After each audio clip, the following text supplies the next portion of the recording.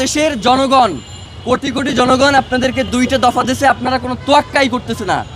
বাংলাদেশের জনগণ এই সরকারকে টিকিয়ে রাখার দায়িত্ব নেয় নাই। এই সরকার যদি এই বিচার নিশ্চিত না করতে পারে, এই সরকারে থাকবার কোনো দরকার নাই।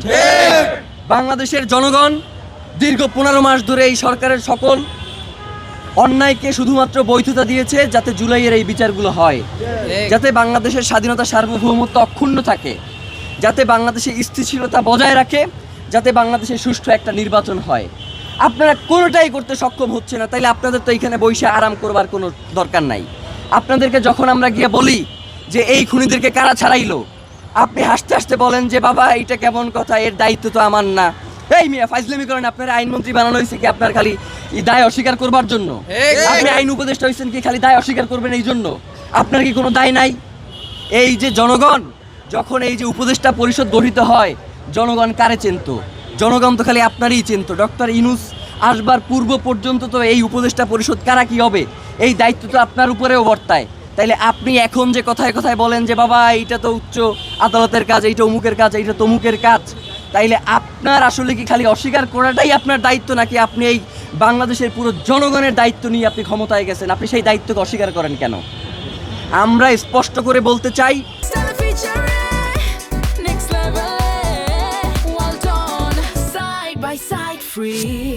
যে স্বরাষ্ট্র উপদেষ্টা, সহকারী উপদেষ্টা, আইন উপদেষ্টা থেকে শুরু করে প্রত্যেকে প্রচুর পরিমাণে দায়িত্ব অবহেলার কারণেই আজকে হাদি ভাইয়ের এই রক্ত এই বাংলার জমিনে ঝরেছে।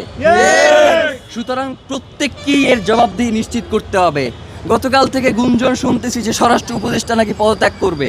ফাইজলামি করেন মিয়া, বুইরা ভাম কোথার জানো ফাইজলামি করতে আসেন, মানে সারাক্ষণ খালি ভেটকাইতে আসেন।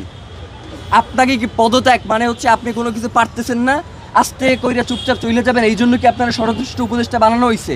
ওই জায়গা দিয়ে আপনি লড়তে পারবেন না। আপনার পুরো এই ঘটনার সাথে কারা কারা জড়িত এইটা নিশ্চিত কইরা আপনি এইখান থেকে যাইবেন, আপনি কোনো জায়গায় যাইতে পারবেন না। মানে হইলো যাইয়া আপনি যাবেন, কোনো সমস্যা নাই, তার আগে বলবেন যে আপনারা কে বাধা দিছে এই দায়িত্ব পালন করতে, আপনি কার কার জন্য এই দায়িত্ব পালন করতে পারেন নাই, কে এই খুনের তদন্ত করতে আপনারা বাধা দিছে, সব কথা বইলা দিয়া এরপর আপনি যাইতে হবে। এছাড়া আপনার যাওয়ারও কোনো সুযোগ নেই। এবং ডক্টর ইউনূসকেও আমরা বলতে চাই যে বাংলাদেশের জনগণ আপনাকে প্রধান উপদেষ্টা বানাইছে এই জনগণের স্বাধীনতা সার্বভৌমত্বকে টিকিয়ে রাখার জন্য।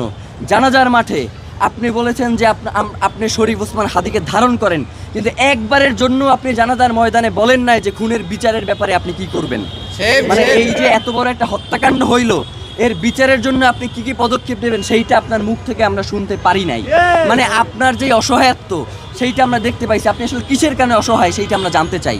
আপনাকে কে অসহায় করে তুললো এইটা আমাদের কাছে আপনার জানাইতে হবে। মানে এইটা না জানাইয়া তড়িঘড়ি করে নির্বাচন দিয়ে এরপর আপনি চলে যাবেন, এইটা হবে না। নির্বাচনের আগে বিচার নিশ্চিত করতে হবে, এরপর নির্বাচনের মানে বাংলাদেশের জনগণ শুধুমাত্র ওই সবসময় স্থিতিশীলতা রক্ষার জন্য রক্ত দিয়ে যাবে, এই ভুংসুম শেষ, এইগুলো আর চলবে না।